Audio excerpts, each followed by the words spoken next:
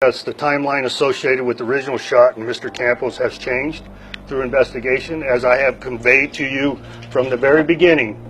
And your zest for information and my zest to ensure the public safety and the calming of their minds is some things are going to change. Now, they are minute changes, okay? There's not this all-encompassing answer associated with the information that we presented before. In other words, it's not completely inaccurate. But what we have learned is Mr. Campos was encountered by the suspect prior to his shooting to the outside world. This change in the timeline is more than just significant. It means that at 9:59, more than 5 minutes before the shooting officially began, there was a shooting in the hotel. According to the same sheriff on 60 Minutes, 200 rounds were fired into the hallway. Personal observation of the rounds that are hit on the wall.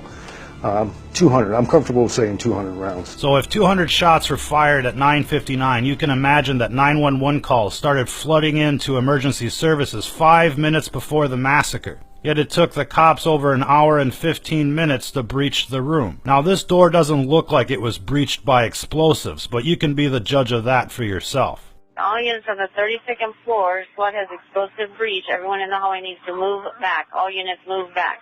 Breach, breach, breach.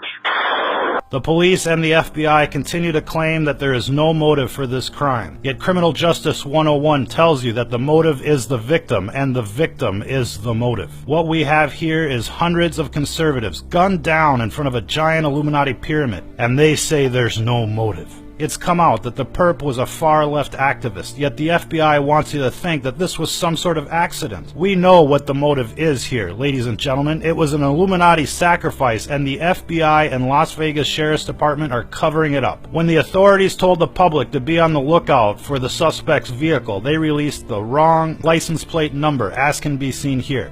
They told the public the perp checked in on the 28th of September, but hotel records show the 25th. Another lie. Initially, authorities reported that the security guard was shot at 10:20 p.m. or 15 minutes after the shooting began. Now it's 5 minutes before the shooting began. Another lie. Next, we have the lies from the sniper's nest. It looks completely staged. In this photo, we can see that the quote-unquote suicide gun is 2 feet above the suspect's head. Yet the left arm is near his waist. The suspect was left-handed, ladies and gentlemen, and there's no way that this gun could have ended up where it did according to the photographic evidence. Not only that, but it doesn't even seem to be the same person according to experts. So right now, nobody knows if Paddock was a patsy whose body was just dumped at the scene, because the timeline keeps changing. But what we know for sure here is that there's a huge gap in the timeline, an hour gap. An hour between the time the shooting stopped and the time the cops entered the room. Then we have the crisis actors. Paddock's brother says that the shooter isn't dead.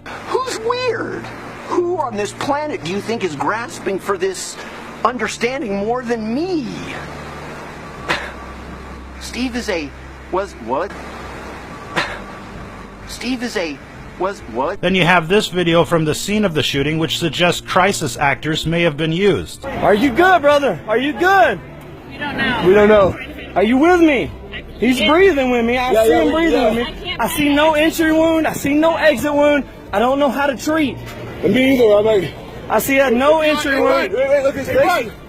I see no entry and no exit. Want to know why the media is trying to bury this story? It's because it's been fully exposed as another deep state Gladio B operation. The FBI has no credibility in this case. As long as Andrew McCabe is still deputy director of the FBI, the deep state is still in control of this investigation. Keep demanding answers, ladies and gentlemen, because this case is about to explode. Law enforcement officials, they're telling NBC News that a cell phone charger was found in the gunman's room, but it doesn't match any of Paddock's mobile phones. And they're also reporting that records show that during a time when Paddock's car left the hotel parking garage, one of his key cards was used to enter his hotel room. This massacre really happened in front of a giant fucking pyramid. It really happened there.